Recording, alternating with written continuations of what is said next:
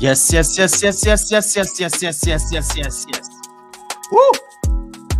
What a match, what a game. I'm talking about this great team. Massive game. Oh my goodness. The Premier League. The game between Liverpool versus Manchester City. That's what we are talking about tonight. What a match, what a game. Oh my goodness. What a game.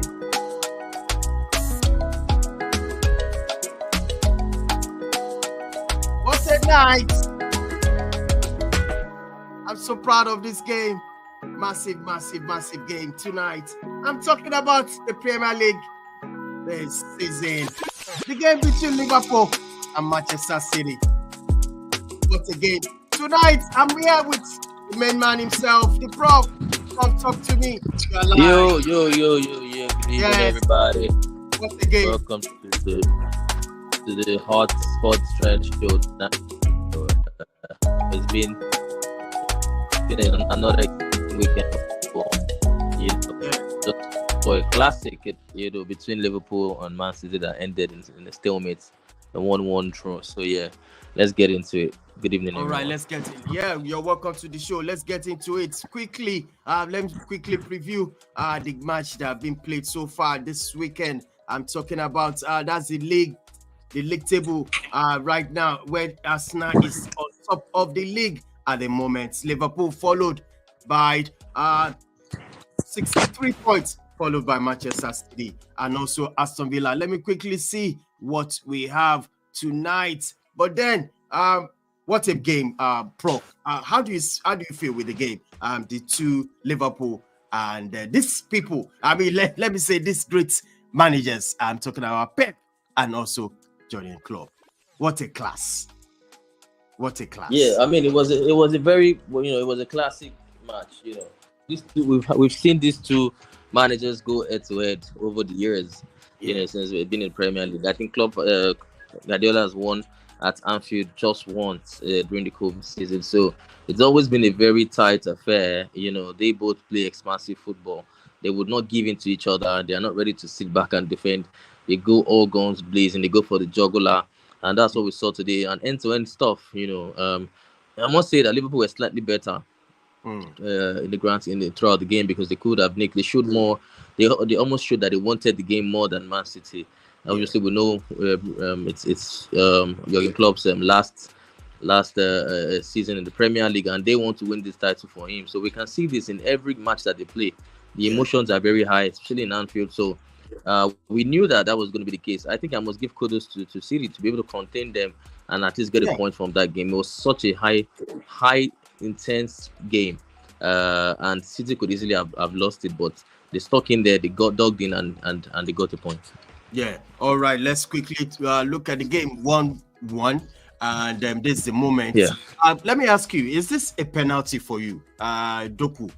Kicking No. I think there was no intent because there. Klopp was saying it was all in the moment. Yeah, Klopp was saying that's a penalty. Of course, any manager that has this thing blown against them would insist it's a penalty, but I do not think they can give this. I don't think it was a kind of obvious error. Doku, there was no intent. I think if you look at where the ball is, it was trying to go for the ball.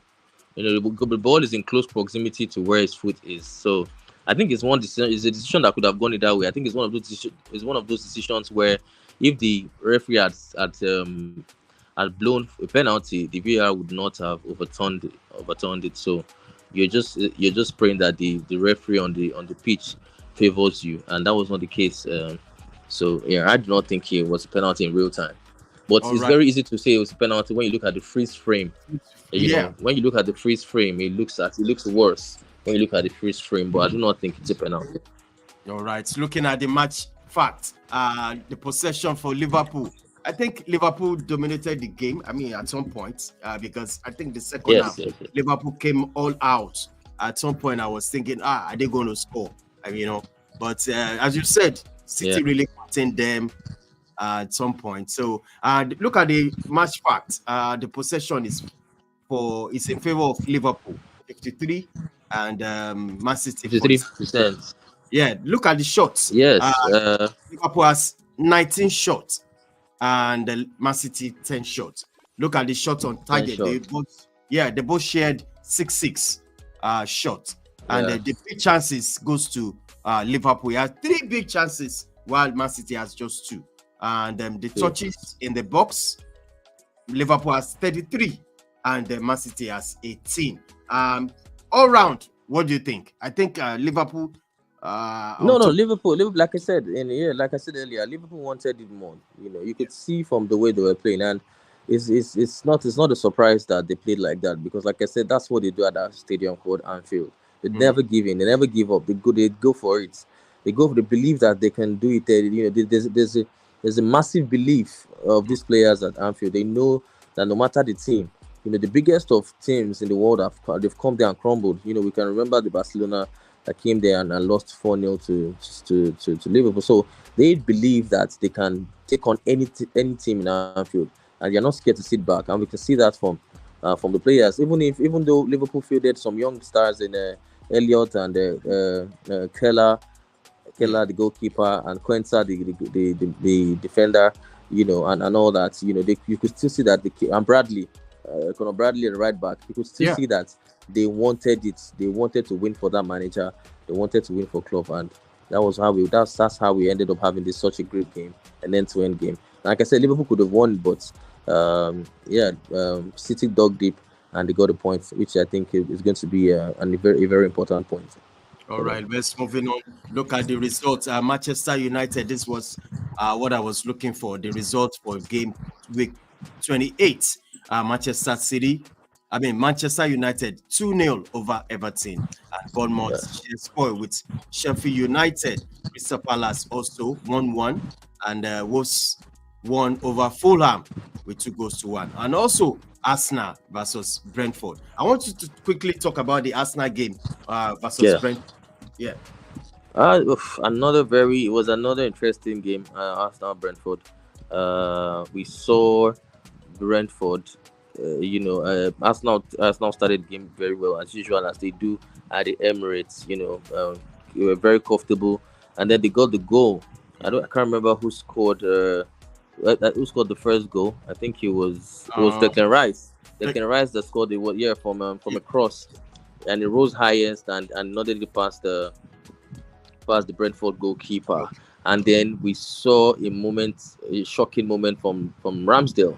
Where it took his time, he dallied when he wanted to clear the ball out, and he was closed down by Wissa, and they equalized. It was 1-1, and then obviously we know the way Brentford they defend very deep. They started to defend and obviously try to hit Arsenal on the break, and it was starting to look bleak for Arsenal. The pressure was mounting, time was going, and then they were stifling them. Brentford was stifling Arsenal up. They seemed to have all the answers until the big man, the big money signing Kai Havertz rose up from a cross by Ben White and nodded it home to give Arsenal a very, very important 3 points in a weekend where at the time we knew that if Liverpool and City drew the game, Arsenal could be top for the next couple of weeks. I think we have the international break coming, so they could be top for as long as 2-3 weeks. And so it was a very important now it seems a very important 3 points, because Arsenal now are currently top of the table going into the international break. So it was a great game by Arsenal. Yes, quick one. With this now, looking at Aston Villa, the game played today. They lost to Spurs, and what do you feel about that game? I mean, Unai Emery was a strange one for me, because Unai Emery started with a different formation, almost like he wanted to stifle Spurs. He started with the back three of Longley, Pau Torres, and Konsa. For me, it was a strange formation, because he usually goes with a 4-2-2 formation, and that's more attacking. So first half, they had a few half an hour. It was not a great game to watch, by the way. First half, it was so cagey.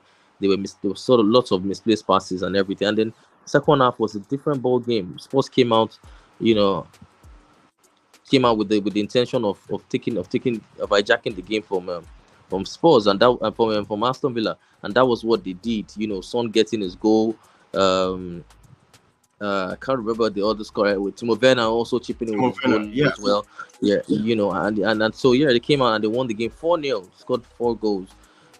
So it was a great game by Spurs. I think they are showing intent. This is what I was saying last time when I was speaking to I can't remember his name, but one of our analysts on the show, that Spurs have it in them to be able to go to places like Aston Villa Stadium, the Villa Park, and get all 3 points. And they are in for the shout, for the top 4 shouts. They are very, very much in the conversation to finish in Champions League places. I think now, if Aston Villa are not careful, they are starting to drop off a little bit. Losing games at home. Villa Park used to be a fortress for them this season. They've been playing very well there, but now they've been shipping goals heavily, and it feels like towards the end of the season, the pressure is starting to get to them. But I must say kudos to Spurs. They are rising up and getting 3 points. All right, very difficult. All right, before we wrap up the show, just tell me what's going on with Haaland. People have already been saying it's always quiet in big games. Do you? Yes. What do you think? The thing about Haaland in big games for me is, he was the player with the fewest touches today on the pitch. But this has to do with the style of play. It doesn't. He's a big man striker. He likes, when we've watched him at Dortmund, right? He likes playing on the counter attack. That's what he like. That way he can use the space and power. But ever since coming to City, they play the ball to feet. They tap it, they pass it around. They make all these triangles, put the crosses in the box. So he is not obligated. I don't think he's obligated to partake in the touches, to drop deep and link play. His physique doesn't even assist. It doesn't help in that. He's not that kind of man. He's not. His body structure is not so easy to take part. It's not a Bernardo Silva or a Phil Foden. But Bruyne is a big man who has finishing instincts to just be there and finish up what these other people are cooking. So I don't think Pep would bother too much about his touches. We spoke about this last year again, and the man went on to, the young man went on to smash all sorts of records. So, I don't think any manager would care about touches as long as you're putting the ball in the back of the net, which I think he does more often than not. So, yes, big games, it might tend to disappear because, when you're playing against big games, you're playing against the likes of Virgil van Dijk. He likes the physical battle. He wants a big man. Van Dijk would prefer to face an Haaland, I suppose, than a Gabriel Jesus that would take him all over the place. So, Kai Havertz that would make him drop deep, and these players that have finesse touches. He would love to play against Haaland, and that's why we see them. He's always getting stifled in big games, but it doesn't take anything away from him. He's a world-class striker. All right. One more thing, Prof. Tomorrow's match, Chelsea versus Newcastle. How are you going into this game? I'm going in with very, very low confidence.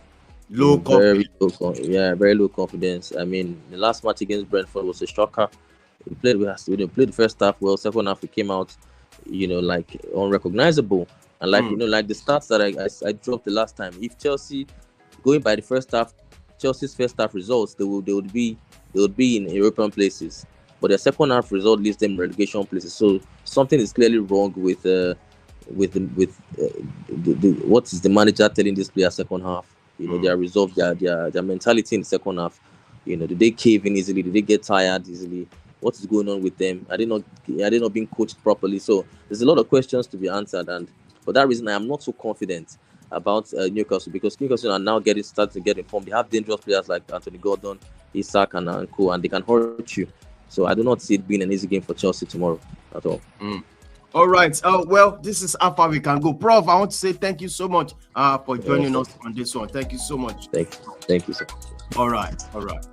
All right, viewers. This is how far we can go tonight. Please smash the like on the video, subscribe to our channel, and we come back tomorrow for more sport trend. Until then, I want to say good night, everybody. Bye for now.